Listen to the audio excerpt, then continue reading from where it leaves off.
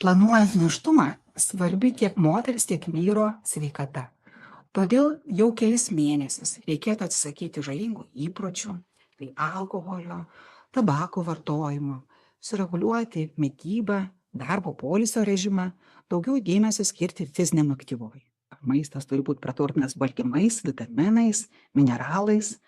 Atskirai paminėtinas yra folio rūgšties vartojimas. Jau įrodyta, kad profilaktinė 400 mikrogramų folio rūgšties dozė apsaugo būsimą vaisių nuo nervinio vamzdelio defekto, tai yra apsigimimo. Prieš planuojant nėštumą rekomenduotina apsilankyti pas šeimos gydytoją, atlikti pagrindinius kraujo šlapimo tyrimus, įvertinti lėtines ligas, jas stabilizuoti.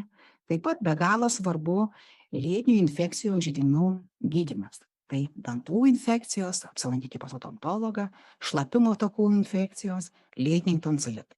Taip pat reikėtų apsilankyti pas ginekologą, atlikti būtinus tyrimus, tai yra programinis gimdos kaklelio onkologinį tyrimą, paprastą tepinėlimą makšties švarumui. Be galo svarbi yra endokrinologo konsultacija, sergant autoimuniniu tiroiditu. Nutraukus kontraceptinių priemonių vartojimą, galima ir saugu jau pirmąjį mėnesį planuoti nėštumą.